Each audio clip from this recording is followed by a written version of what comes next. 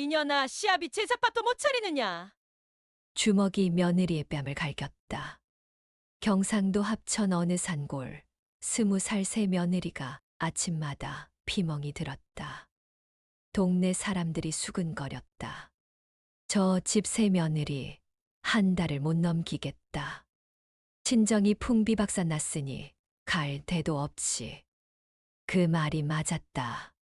보름 뒤 며느리 한 씨는 한밤중에 보짐을 쌌다. 갈 곳은 없었으나 더는 견딜 수도 없었다. 신발을 꿰고 담을 넘으려던 그때였다. 언니. 어둠 속에서 가느다란 목소리가 들렸다. 7살 난 아이였다. 차가운 손이 며느리의 치맛자락을 쥐고 있었다. 그 손이 왜 그토록 차가웠는지 한 씨는 석 달이 지나서야 알게 되었다. 이야기를 제대로 하자면 한 씨가 그 산골 마을에 시집 오던 날부터 시작해야 한다. 가을이었다. 합천 뒷산의 단풍이 불타듯 붉었고 논에는 벼가 고개를 숙이고 있었다. 보통이라면 풍요로운 계절이었을 터인데 한 씨에게 그 가을은 빛깔 없는 계절이었다. 아버지가 돌아가시고 어머니마저 병으로 눕더니 석 달을 못 넘기고 세상을 떠났다. 어머니가 떠나시던 날, 한 씨는 어머니의 손을 잡고 밤새 울었다. 차갑게 식어가는 손을 놓을 수가 없었다. 어머니의 마지막 말은 이러했다. 우리 딸, 착하게 살아라. 짐승이든 사람이든 목숨은 다 같은 기라. 남한테 모질게 굴지 말고. 그 말을 유언으로 남기고 어머니는 눈을 감았다. 오라비는 노름에 빠져 집 문서를 날렸고 집안은 그야말로 풍비박산이 났다. 의지할 데가 없어진 20살 한 씨에게 중매가 들어왔다. 합천산골 이 씨네 집안의 맏며느리 자리였다. 선택이 아니라 떠밀림이었다. 가마에서 내리던 날이었다. 산이 병풍처럼 둘러싸고 있었고 논밭 사이로 초가집이 옹기종기 모여 있었다. 마당에 마른 고추잎 냄새가 풍겼다. 한 씨가 처음 본 것은 시어머니의 눈이었다. 차갑고 날카로운 눈. 위에서 아래로 훑어보는 그 시선에 한 씨는 등이 서늘해졌다. 헬쑥하구마이. 이래가 아들을 낳겠노. 그 한마디가 한 씨의 시집살이 전부를 예고했다. 다음 날 새벽부터 일이 시작되었다. 닭이 울기도 전에 일어나 아궁이에 불을 떼야 했다. 부엌은 차갑고 어두웠다. 물을 기르러 산 아래 우물까지 내려갔다. 올라오면 하늘이 겨우 밝아지는 참이었다. 서리가 내린 새벽이면 물동이가 손에 달라붙었다. 손등이 갈라지고 피가 배어 나와도 불평 한마디 할 수 없었다. 시어머니의 매가 기다리고 있었기 때문이었다. 국이 싱거우면 맞았다. 빨래에 때가 남았으면 맞았다. 제삿밥 차리는 순서를 헷갈리면 뺨이 부어올랐다. 친정도 못 건사한 년이 시집살이를 하겠다고. 시어머니의 입에서 칼날 같은 말이 쉬지 않고 나왔다. 어떤 날은 아침밥을 올리자마자 밥상을 뒤엎었다. 자기 밥공기가 마루에 깨지며 쨍하고 울렸다. 쌀밥이 바닥에 흩어지고 된장국이 한 씨의 치마에 튀었다. 이것도 밥이라고 내놓는 기가 뒤엎어진 밥상을 한 씨가 치우는 동안 시어머니는 마루에 앉아 담뱃대를 물며 한 씨의 등을 지켜보았다. 그 시선이 등에 박힌 바늘 같았다. 시누이도 만만치 않았다. 한 씨보다 2살 아래였으나 행세는 10살 위인 양 굴었다. 한 씨가 다듬이질을 하면 옆에 서서 흠을 잡았다. 옳게 이게 다듬이질이가 빨래방망이 놀리는 기가. 남편이라고 다를 것이 없었다. 어머니 치맛바람에 휘둘리는 사내였다. 한씨가 매를 맞아도 고개를 돌렸고 방에 들어와서도 등을 돌리고 잤다. 한 번은 한씨가 시어머니에게 부직갱이로 등을 맞아 울고 있는데 남편이 방문을 열었다가 그대로 닫았다. 그 닫히는 문소리가 매보다 아팠다. 한씨는 밤마다 이불을 입에 물고 울었다. 우는 소리가 새어나가면 다음 날 또 매를 맞았으니까. 보름이 지나자 몸에 피멍이 지지 않는 곳이 없었다. 무명 저고리 아래 숨겨진 멍은 감빛에서 누런빛으로, 누런빛에서 검은빛으로 변해갔다. 붉은 저고리의 검은 치마를 입은 여자아이가 한씨를 올려다보고 있었다. 한씨가 빨래를 들고 개울로 내려가는데 누군가 뒤를 따라왔다. 돌아보니 조그만 아이였다. 붉은 저고리의 검은 치마를 입은 여자아이가 한씨를 올려다보고 있었다. 빼어나게 고운 얼굴이었는데 어딘가 묘한 데가 있었다. 눈이 유독 맑았다. 맑다 못해 빛이 도는 것 같았다. 호박색 눈동자가 햇빛을 받으면 금빛으로 바뀌었다. 누구냐? 한씨가 물었다. 분이요. 어디 사느냐? 마을 어귀요. 마을 어귀에 사는 아이라면 들은 적이 있었다. 부모 없이 혼자 사는 고아라고 했다. 어디서 왔는지 아무도 모르고 어느 날 갑자기 마을 끝 빈집에 나타나 살기 시작했다고 했다. 이웃 할머니 밥이라도 갖다 주려 가면 괜찮아요. 하고 문을 닫았다 했다. 언니. 분이가 한씨를 불렀다. 20살 시집간 여인을 아이가 언니라 부르는 것이 어색했으나 그 목소리가 어쩐지 따뜻했다. 시집 온 뒤로 한씨를 따뜻하게 부른 사람은 아무도 없었으니까. 빨래 들어줄까? 분이가 빨래 보따리에 손을 대었다. 그 손이 한씨의 손등에 닿았다. 차가웠다. 얼음장 같았다. 한여름도 아닌 가을이었는데 그 차가움은 기이했다. 서리를 움켜쥔 것 같았다. 한씨가 놀라 물었다. 손이 왜 이리 차갑냐? 분이가 웃기만 했다. 대답 대신 빨래 보따리를 번쩍 들었다. 7살 아이의 힘이라고는 믿기 어려울 만큼 가볍게. 그 뒤로 분이는 매일 한씨 곁에 나타났다. 물을 기르러 가면 뒤를 따랐고 빨래를 하러 가면 옆에 앉아 있었다. 한씨가 시어머니에게 매를 맞고 부엌에서 울고 있으면 분이가 부엌 문틈으로 고개를 들이밀었다. 아무 말 없이 한씨의 손을 잡았다. 차가운 손이었지만 그 차가움이 이상하게도 한씨의 마음을 진정시켰다. 마치 차가운 물을 상처에 대는 것처럼 화끈거리는 마음에 시원한 기운이 퍼지는 것 같았다. 어느 날은 분이가 어디서 났는지 모를 송편을 가져왔다. 소나무 잎향이 밴 송편이었다. 언니 먹어. 한씨가 한 입 빼어 물자 눈물이 났다. 시집 온 뒤로 누군가 먹을 것을 건네준 것은 그것이 처음이었다. 꿀처럼 달았다. 아니, 눈물이 섞여서 달고 짠 맛이었다. 어머니가 해주시던 송편이 이런 맛이었다. 한씨는 씹다 말고 고개를 숙였다. 그런데 이상한 점이 있었다. 분이는 보름달이 뜨는 밤에는 절대 나타나지 않았다. 금음부터 초승달까지는 어김없이 왔으나 보름이 가까워지면 사라졌다. 한씨가 어디 갔었느냐 물으면 분이는 아팠어 라고만 했다.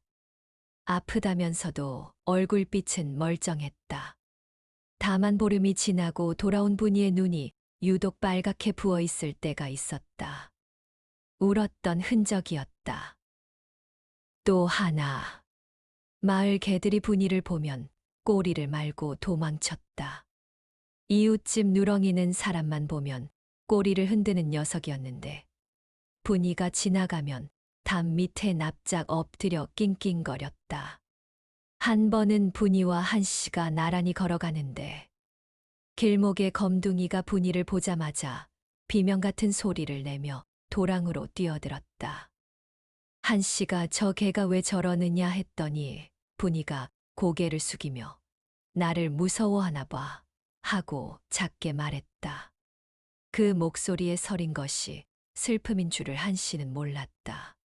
한씨는 그것을 이상하다고 느끼면서도 깊이 생각하지 않았다.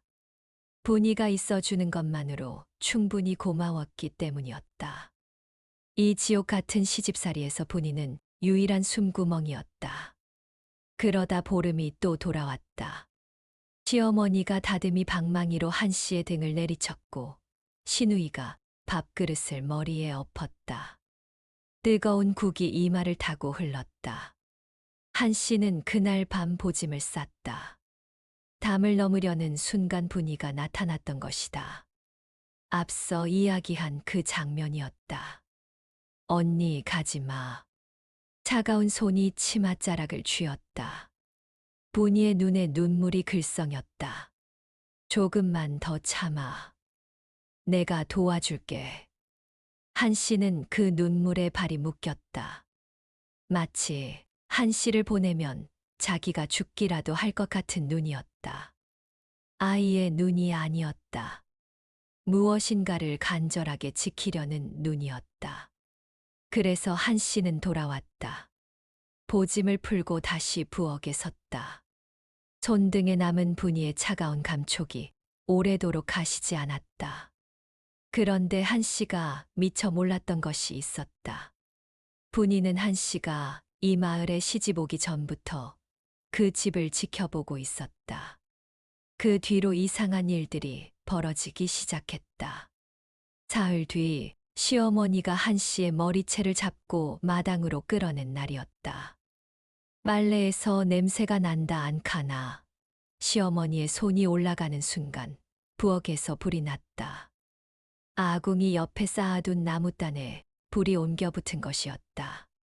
펑 하고 터지는 소리와 함께 검은 연기가 부엌 문 사이로 몰려 나왔다. 나무 타는 냄새가 마당까지 퍼졌다. 시어머니가 비명을 지르며 부엌으로 달려갔고 한씨는 매를 면했다. 불은 이상하게도 나무단만 태우고 번지지 않았다. 물을 끼얹지도 않았는데 어느 순간 저절로 꺼져 있었다. 불을 끄고 나서 마당을 둘러보니 담장 너머로 붉은 저고리가 스쳐 지나갔다. 한씨의 심장이 뛰었다. 열흘 뒤 시어머니가 명주 한 피를 내밀었다. 내일 아침까지 다듬이질 다 해놔라. 밤을 꼬박 세워도 끝낼 수 없는 분량이었다. 한씨는 다듬이돌 앞에 앉아 방망이를 들었다. 탁, 탁, 탁. 밤이 깊어갔다. 가을 밤바람이 서늘하게 목덜미를 스쳤다. 손에 물집이 잡혔고 물집이 터져 진물이 흘렀다. 어깨가 쑤시고 팔이 떨렸다. 새벽녘에 결국 쓰러져 잠이 들었다. 그런데 아침에 눈을 떠보니 명주가 모두 다듬어져 있었다. 가지런히 접혀 상 위에 놓여 있었고 결이 고르게 펴져 있었다. 한씨의 손으로는 절대 그렇게 할 수 없는 솜씨였다. 마치 수십 년 다듬이질을 한 노인의 손길 같았다.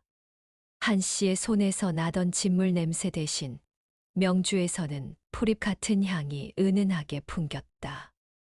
세 번째 일이 가장 기이했다. 시누이가 시어머니 비녀를 한씨의 이불 밑에 숨겨놓고 올케가 훔쳤다고 소리치려 한 것이었다. 시누이가 시어머니를 불러 방으로 들어왔다. 어무이 이불 밑 보소. 시누이가 의기양양하게 이불을 걷어 올렸다. 비녀가 있어야 할 자리에 아무것도 없었다. 시누이의 얼굴이 하얗게 질렸다. 분명히 여기 넣어뒀는데. 시어머니가 시누이를 노려보았다. 못하는 짓이고 시누이가 입을 벌려 변명하려는 순간 혓바닥이 굳어버렸다. 벙어리가 된 것처럼 입만 벌릴 뿐 소리가 나오지 않았다. 눈알이 튀어나올 듯 커졌으나 혀가 움직이지 않았다. 반나절이 지나서야 겨우 말이 나왔는데 신우이는 그 뒤로 며칠간 제 방에만 틀어박혀 있었다. 비녀는 다음 날 시어머니의 빗접에서 말끔히 나왔다. 누가 옮겨 놓았는지 아무도 몰랐다. 한 씨는 알 수 없는 힘이 자신을 돕고 있다는 것을 느꼈다. 불이 난 날의 붉은 저고리, 다듬이질이 끝나 있던 새벽, 신우이의 굳어버린 혓바닥, 물동이를 잡아준 손. 우연이라고 하기에는 너무 정확했다. 마치 누군가 한 씨의 곁에서 눈을 떼지 않고 지켜보다가 위험한 순간마다 손을 내미는 것 같았다. 마을 사람들도 눈치채기 시작했다. 우물가에서 수군거리는 소리가 들렸다. 야, 저 집에 뭔가 붙었다 아이가. 부엌에서 절로 불이 나고 빨래가 혼자 다듬어지고 한 안악이 목소리를 낮추었다. 글마, 여우 냄새가 나는 기라. 또 다른 안악이 맞장구를 쳤다. 맞다. 우리 집 소가 그날 밤에 외양간에서 미친 듯이 울었거든. 여우 기운을 맡은 기야. 남정네 하나가 턱을 괴며 말했다. 마을 어기 그 고아 애도 수상타. 어디서 왔는지도 모르고 혼자 사는 것도 이상하고. 여우. 그 말에 한 씨의 가슴이 철렁했다. 그날 저녁 한 씨가 분이에게 보리밥을 가져다 주려 했다.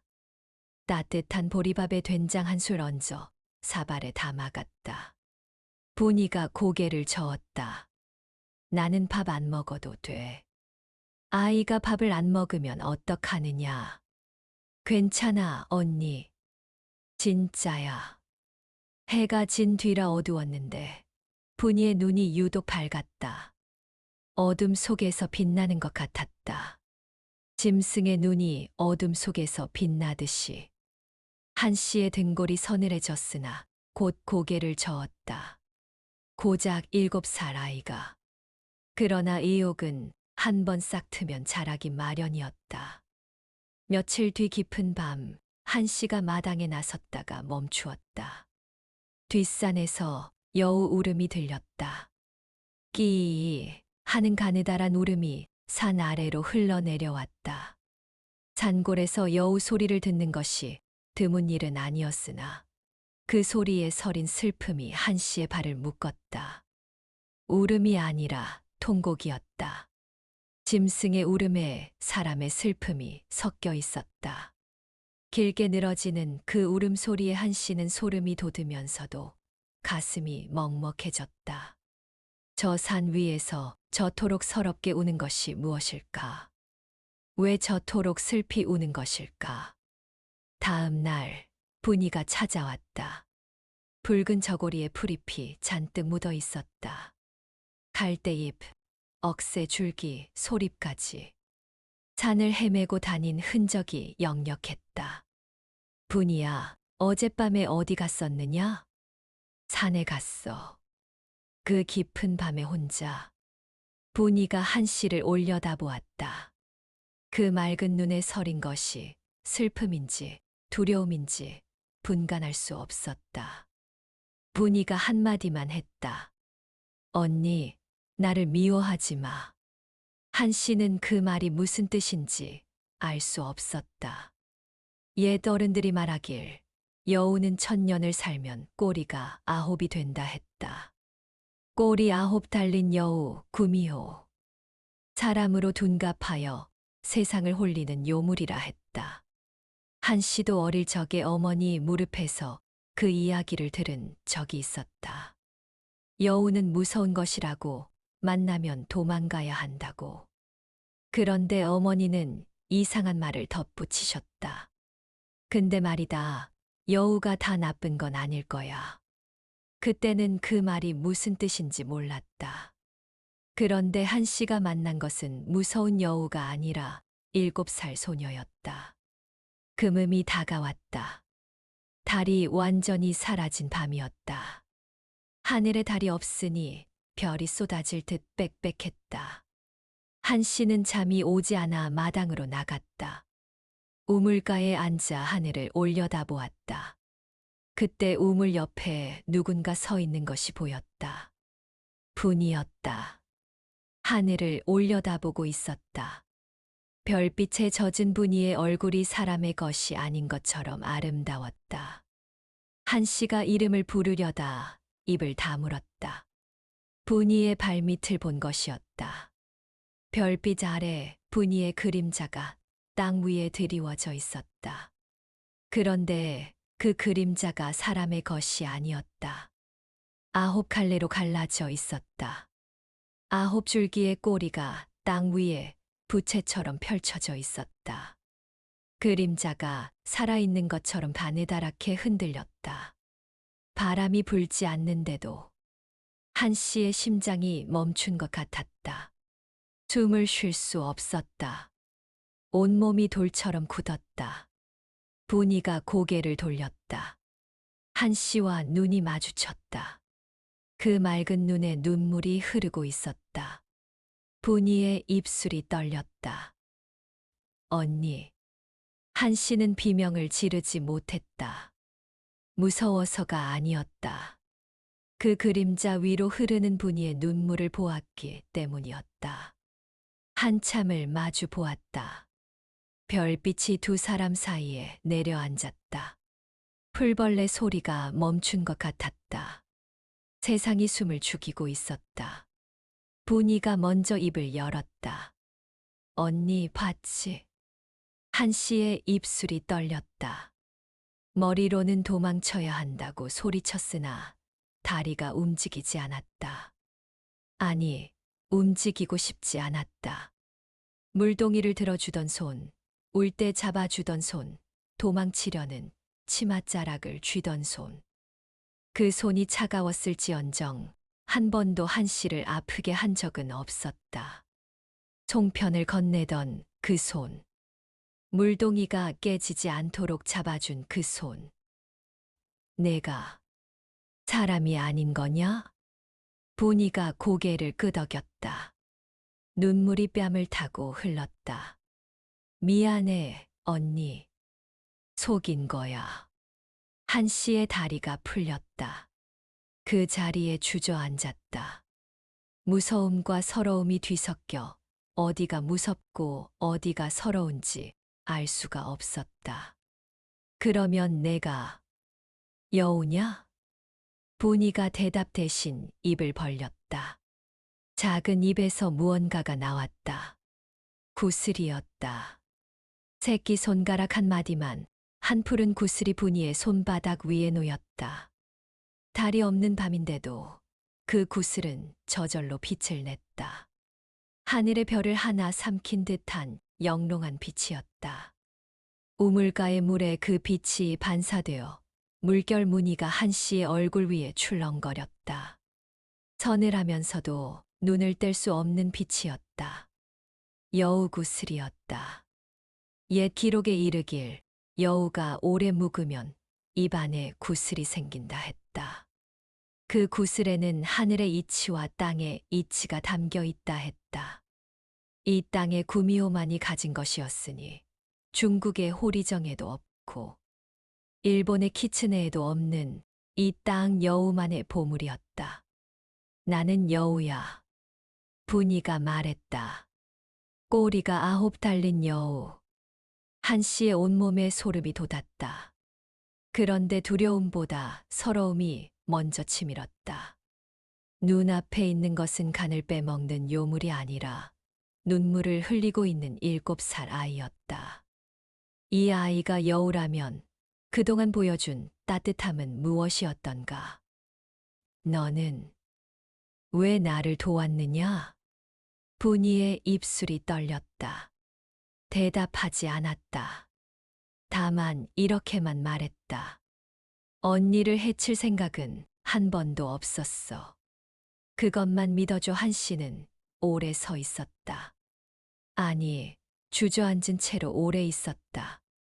별빛 아래 9갈래 그림자와 여우구슬의 푸른 빛 사이에서 지난 석달을 되짚었다. 보름달에 안 오던 것도 보름달 아래서는 내 본 모습이 비쳐 숨길 수가 없어서 분이의 목소리가 갈라졌다. 보름달이 뜨면 산으로 올라갔어. 혼자 있었어.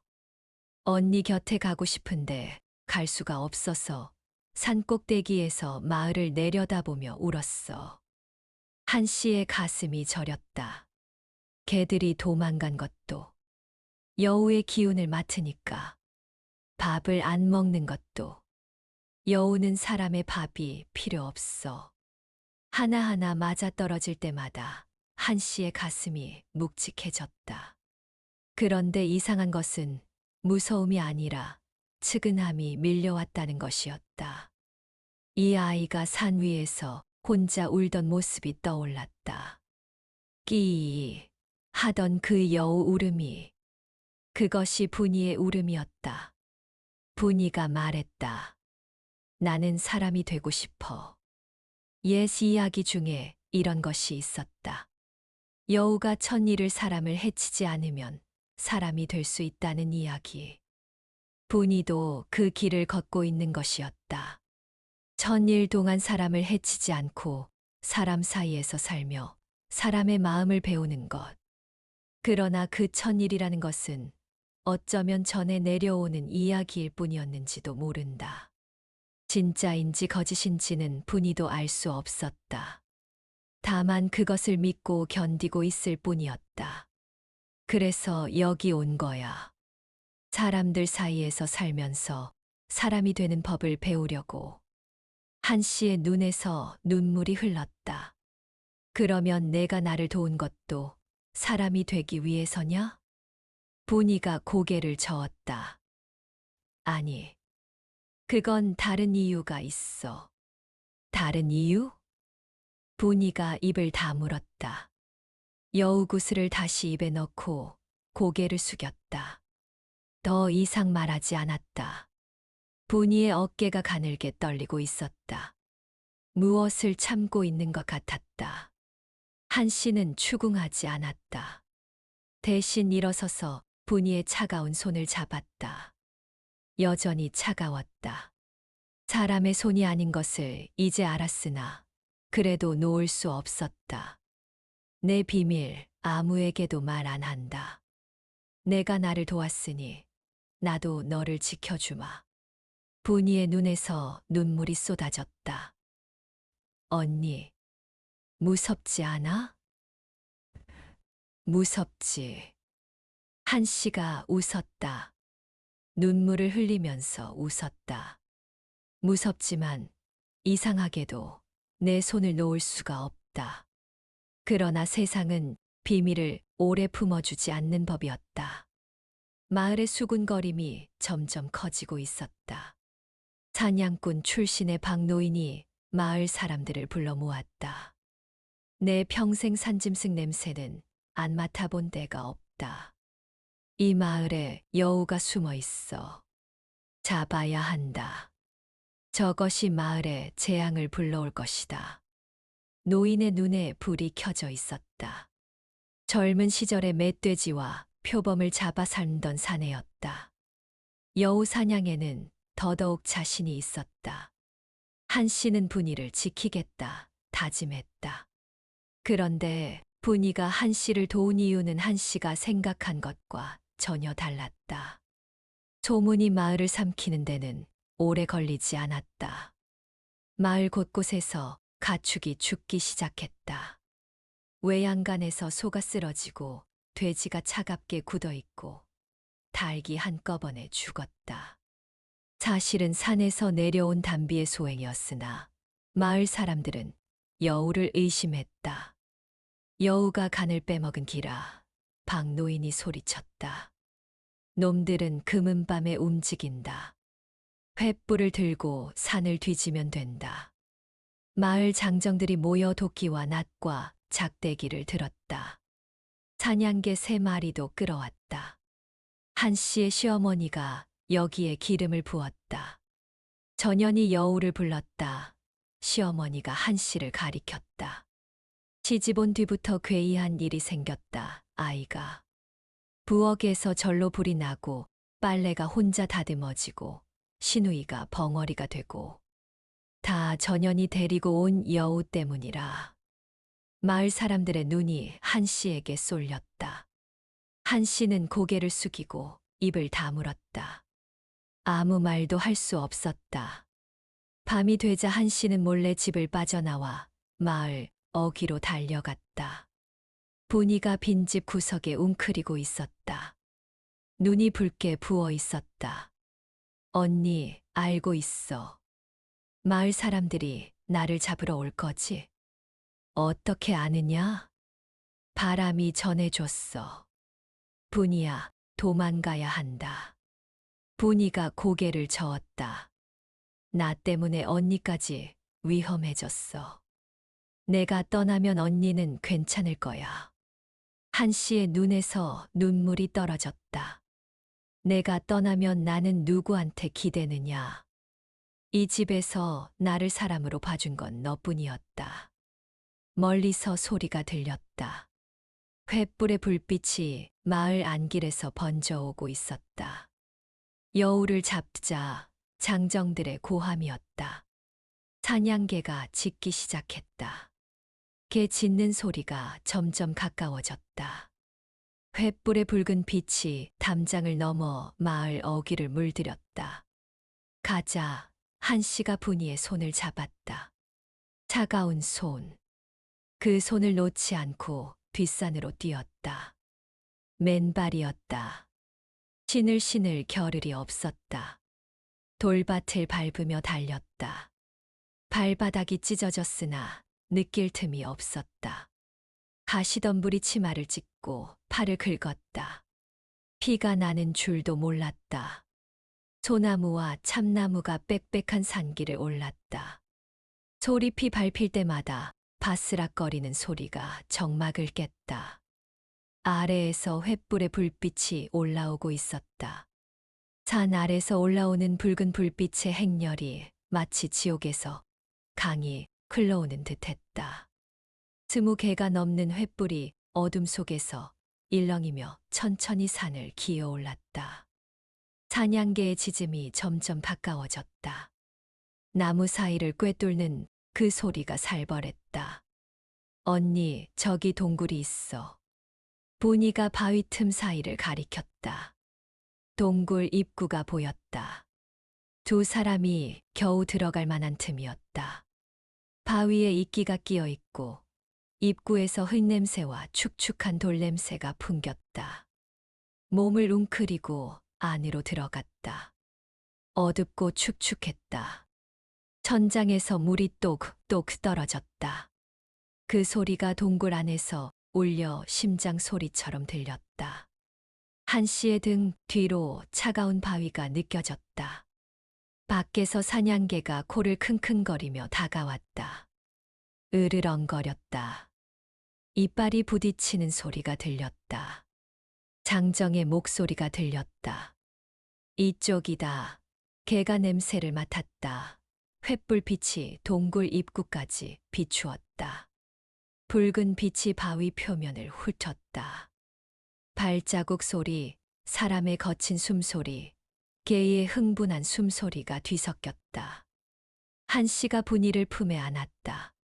분이의 몸이 떨리고 있었다. 차가운 몸이 한씨의 품에서 더 작아진 것 같았다. 분이가 한씨를 뒤로 밀었다. 눈 감아, 언니. 분이가 입을 열었다. 여우구슬이 나왔다. 푸른 빛이 동굴 안을 가득 채웠다. 차가운 빛이었지만 어둠을 모조리 삼키는 빛이었다. 푸른 빛살이 동굴 바위 사이를 꿰뚫고 밖으로 쏟아져 나갔다. 사냥개가 비명처럼 낑낑거리며 뒤로 물러났다.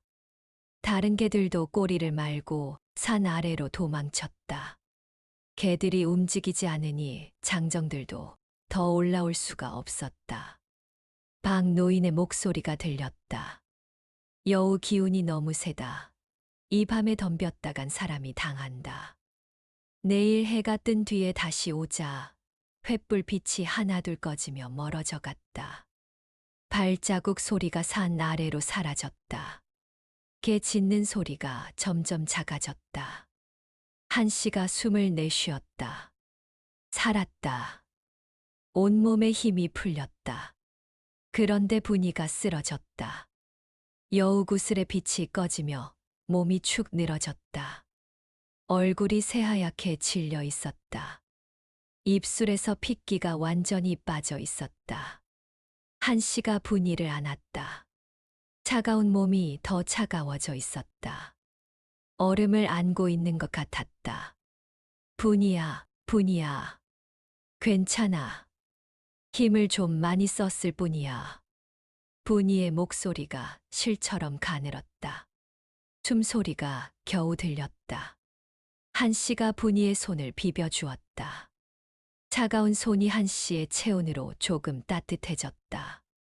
한씨는 그것이 기뻤다. 사람의 온기가 여우의 차가움을 녹일 수 있다는 것이. 한씨가 분이를 품에 안고 울었다. 동굴 밖으로 횃불이 멀어지고 밤이 다시 고요해졌다. 물 떨어지는 소리만 동굴 안에 울렸다. 똑, 똑, 똑. 그 소리가 분이의 심장 소리처럼 느껴졌다. 아직 뛰고 있다. 아직 살아있다. 한참이 지나 분이가 눈을 떴다. 조금 기운을 되찾은 듯 했다. 한씨의 얼굴을 올려다보며 입을 열었다. 언니, 나 이야기 하나 해줘도 돼? 무슨 이야기? 내가 왜 언니를 도왔는지. 한씨의 심장이 뛰었다. 석 달 동안 품고 있던 물음이었다. 왜 이 여우는 나를 돕는 것일까? 사람이 되고 싶어서. 그것은 이유가 아니었다. 사람이 되고 싶다면 아무 마을에서나 조용히 살면 되었을 터였다. 왜 하필 한씨를? 왜 하필 이 마을을? 분이가 천천히 말하기 시작했다. 그 이야기가 한씨의 눈에서 눈물을 쏟아지게 만들 줄은 아무도 몰랐다. 분이가 입을 열었다. 나는 오래 살았어. 7살 아이의 입에서 나올 말이 아니었다. 분이의 눈이 달라져 있었다. 아이의 눈이 아니라 무엇인가를 오래오래 견뎌온 존재의 눈이었다. 깊었다. 우물처럼 깊고 별처럼 멀었다. 몇백 년을 살았는지 나도 모르겠어. 셀 수 없을 만큼 많은 보름달을 보았고 셀 수 없을 만큼 많은 겨울을 넘겼어. 분이의 목소리가 낮게 가라앉았다. 사람이 되고 싶었어. 늘 그랬어. 여우로 사는 건 외로운 거야. 산에서 혼자 달을 보고 혼자 울고 누가 다가오면 도망쳐야 했어. 사람들은 나를 보면 잡으려 들었으니까. 활을 쏘고 함정을 파고 개를 풀었어. 나는 도망치고 숨고 또 도망쳤어. 천일 동안 사람을 해치지 않으면 사람이 될 수 있다는 이야기가 떠올랐다. 분이는 그 천일을 향해 걸어가고 있었다. 얼마나 지났는지 얼마나 남았는지도 모른 채. 그런데 오래전에 죽을 뻔한 적이 있었어. 분이의 눈이 먼 곳을 보았다. 오래전의 기억이 떠오르는 듯 눈빛이 흔들렸다. 가을이었어. 산에서 내려왔다가 사냥꾼한테 걸렸어. 사냥개 5마리가 나를 물었어. 꼬리 2개가 찢어졌고 피가 멈추지 않았어. 죽는구나 싶었어. 한씨는 숨을 죽이고 들었다. 산 아래로 기어 내려갔어. 민가가 보였어. 울타리 너머로 빨래가 널려 있었고 부엌에서 밥 짓는 냄새가 났어. 나는 울타리 밑에 쓰러졌어. 피가 땅에 고이고 눈이 감기고 있었어. 분이의 목소리가 떨렸다. 그때 누군가 나를 발견했어. 한 씨의 온몸에 소름이 돋았다. 왜인지 모르게 가슴이 쪼여왔다.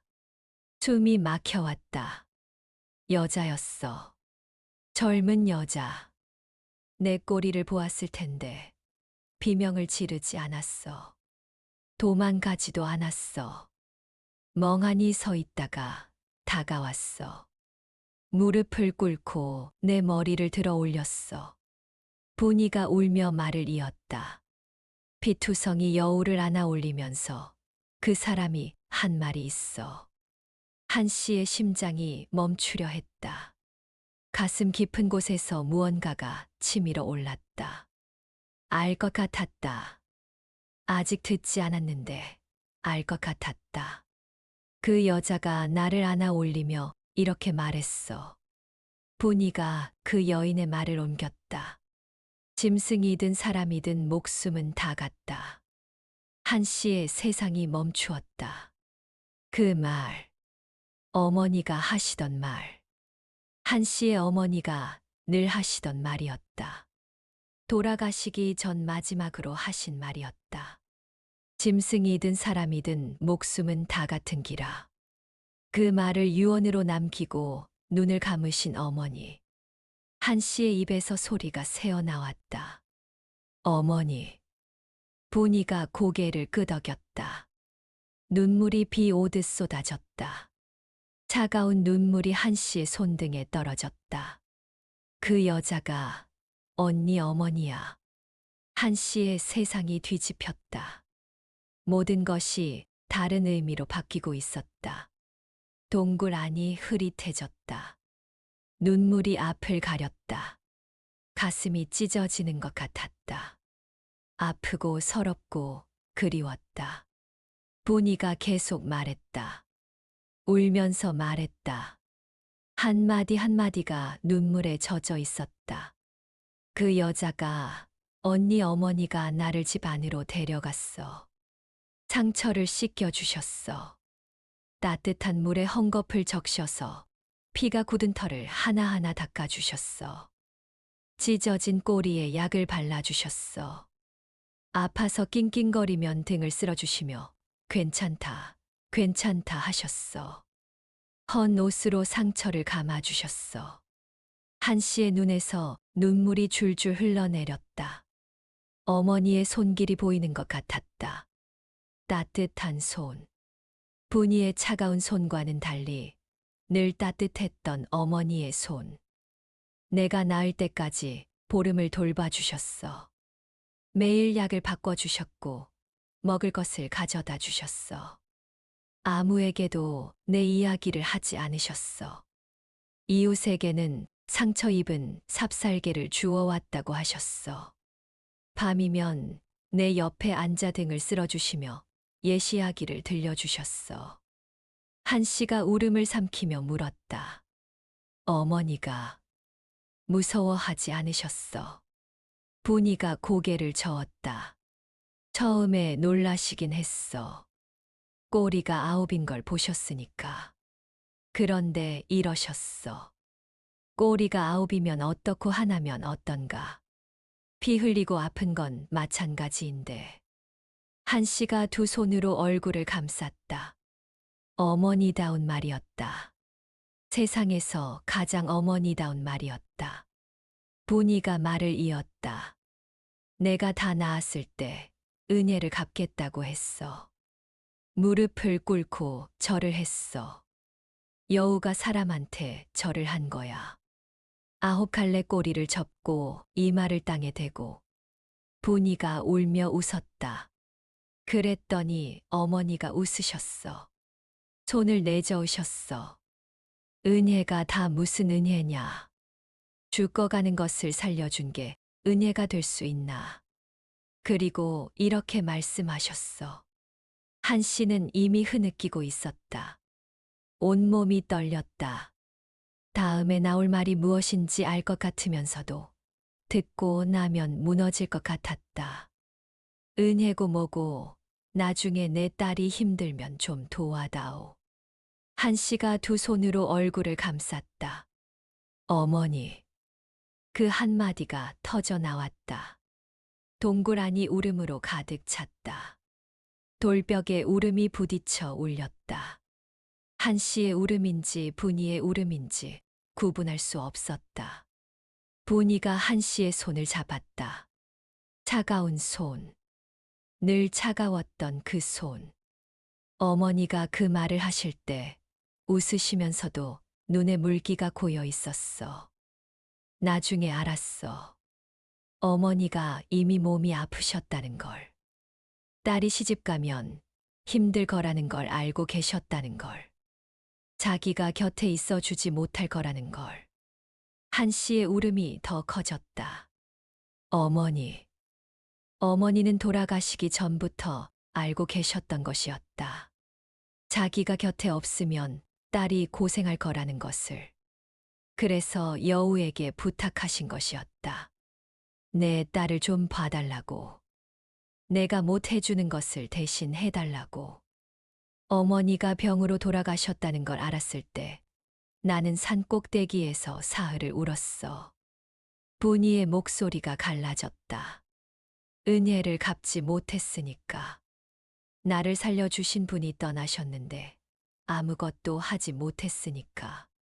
그런데 어머니의 말이 계속 귓가에 맴돌았어. 내 딸이 힘들면 좀 봐다오. 사흘 뒤에 울음을 멈추고 산에서 내려왔어. 어머니의 딸을 찾으러. 한씨가 고개를 들었다. 분이의 얼굴이 눈물로 범벅이 되어 있었다. 7살 아이의 얼굴에 수백 년의 슬픔이 담겨 있었다. 언니가 합천으로 시집 온다는 말을 듣고 먼저 와서 기다렸어. 마을 어귀에 빈집을 잡고 사람 아이처럼 살면서 언니가 올 때까지 7살이 되는 아이 모습으로 변한 건 그래야 언니 곁에 있을 수 있으니까. 어른이면 의심받지만 아이면 곁에 있어도 이상해하지 않으니까. 한씨의 입에서 신음이 새어 나왔다.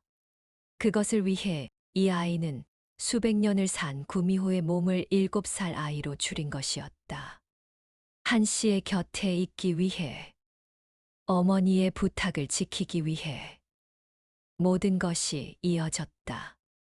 분이가 한씨의 빨래를 들어준 것, 울 때 옆에 앉아 있던 것, 송편을 가져다 준 것, 도망치려는 한씨를 붙잡은 것, 시어머니의 매를 막은 것, 다듬이질을 대신 해준 것, 시누이의 모함을 막은 것, 물동이가 깨지지 않도록 잡아준 것, 모두 한씨의 어머니가 해주고 싶었을 일이었다. 딸이 시집살이에 시달릴 때 어머니가 살아있었다면 해주었을 일. 물동이를 들어주고, 울 때 안아주고, 도망치지 않도록 붙잡아주고, 매로부터 지켜주고, 밥을 해주고, 빨래를 해주고, 모함으로부터 지켜주는 것. 어머니가 해주지 못한 것들을 어머니의 은혜를 입은 여우가 대신하고 있었던 것이었다. 차가운 손. 한씨가 분이의 손을 쥐며 말했다. 내 손이 늘 차가웠던 게 이제야 알겠다. 여우의 체온은 사람보다 낫다 했다. 그래서 분이의 손은 언제나 차가웠다. 그러나 그 차가운 손에는 세상에서 가장 따뜻한 마음이 담겨 있었다. 한씨의 어머니가 남긴 마음이. 여우는 1000년을 살아도 사람의 온기를 가질 수 없다 했다. 그러나 분이의 차가운 손에는 어머니의 따뜻한 마음이 담겨 있었던 것이다. 한씨가 분이를 안았다. 어머니가 보내준 거구나. 어머니가 너를 보내준 거구나. 분이가 한씨의 품에서 울었다. 수백 년을 산 구미호가 7살 아이처럼 울었다. 아이처럼 울면서도 수백 년의 무게가 어깨에 실려 있었다. 한씨도 울었다. 어머니를 부르며 울었다. 어머니가 돌아가시고 한 번도 제대로 울지 못했다. 시집에서는 울 수도 없었으니까. 이불에 입을 묻고 소리를 죽여야 했으니까. 이제야 울었다. 어머니를 부르며 실컷 울었다. 동굴 밖으로 바람이 불었다. 가을 바람이었다. 낙엽이 바스락거렸고 어디선가 여우 울음이 가늘게 들려왔다. 이번에는 슬픈 울음이 아니었다. 먼 곳에서 들려오는 따스한 울음이었다. 한 씨에게 그 소리는 바람 소리가 아니었다. 어머니의 목소리 같았다. 괜찮다, 괜찮다 하시던 어머니의 목소리. 그제야 한 씨는 알았다. 분이가 울 때 옆에 앉아 자기 손을 잡아주던 그 순간 분이도 울고 있었다는 것을. 한 씨의 어머니를 떠올리며 그 따뜻했던 손길을 떠올리며 차가운 눈물을 삼키고 있었다는 것을. 날이 밝았다. 동굴 밖으로 아침 햇살이 비쳤다. 안개가 사너리를 감싸고 있었고 이슬이 풀잎마다 맺혀 있었다. 사냥꾼들이 돌아간 모양이었다. 한 씨와 분이가 동굴에서 나왔다. 한 씨의 발이 피투성이었다. 분이가 한 씨의 발을 보고 입술을 깨물었다. 언니, 미안해. 나 때문에. 한 씨가 고개를 저었다. 이까짓 게 뭐가 대수냐. 두 사람이 바위에 나란히 앉았다. 아침 안개가 산골짜기를 흰 비단처럼 덮고 있었다. 분이가 한참을 말없이 앉아 있다가 입을 열었다. 언니, 나 이제 가야 해. 한 씨의 가슴이 내려앉았다. 알고 있었다. 알고 있었지만 듣고 싶지 않은 말이었다. 여기 있으면 언니가 위험해. 마을 사람들이 다시 올 거야. 그러면 어디로 가느냐? 깊은 산으로. 사람이 닿지 않는 곳으로. 한 씨가 분이의 손을 잡았다. 차가운 손. 이 손을 놓으면 다시는 잡을 수 없을 것 같았다. 언니. 분이가 단호하지만 떨리는 목소리로 말했다. 어머니한테 약속한 건 다 지켰어. 언니가 힘들 때 도와주는 것. 그것이 어머니의 부탁이었어. 언니는 이제 혼자서도 괜찮을 거야. 강해졌잖아. 한 씨가 고개를 저었다. 괜찮지 않았다. 괜찮을 리가 없었다. 분이야. 한 씨가 분이의 얼굴을 두 손으로 감싸며 말했다. 내가 아니었으면 나는 벌써 이 세상에 없었을 거야. 그러니까 이제 혼자 서야 해. 분이가 울면서 웃었다. 어머니가 그러셨잖아. 강하게 살라고. 분이가 품에서 여우구슬을 꺼냈다. 푸른 빛이 아침 안개 속에서 은은하게 빛났다. 이걸 가지고 있어. 이건 내 목숨 같은 것 아니냐. 이걸 언니한테 주는 거야. 이걸 가지고 있으면 내가 곁에 있는 거야. 한 씨가 구슬을 받았다. 작고 차가운 구슬이었다. 그런데 손에 쥐는 순간 따뜻해지는 것 같았다. 천일. 한 씨가 말했다. 천일을 다 채우면 사람이 되는 거지. 분이가 고개를 끄덕였다. 그러면 사람이 되어서 돌아와라. 약속해라. 분이의 눈에서 눈물이 또 흘렀다. 약속할게. 꼭 돌아올게. 분이가 일어서서 돌아섰다. 안개 속으로 걸어가기 시작했다. 작은 등이 안개에 조금씩 묻혀갔다. 붉은 저고리가 흐릿해졌다. 그러다 안개가 걷히는 순간 한 씨의 눈에 무언가가 스쳤다. 분이의 뒤로 9갈래의 꼬리가 안개 사이로 잠깐 보였다가 사라졌다. 한 씨가 손을 뻗었으나 닿지 않았다. 분이가 사라진 자리에 아침 이슬이 맺혀 있었다. 마치 눈물방울 같았다. 한 씨는 오래도록 그 자리에 서 있었다. 그 뒤의 이야기를 짧게 전하겠다. 한 씨는 마을로 돌아왔다. 사냥꾼들이 산을 뒤졌으나 여우는 찾지 못했다.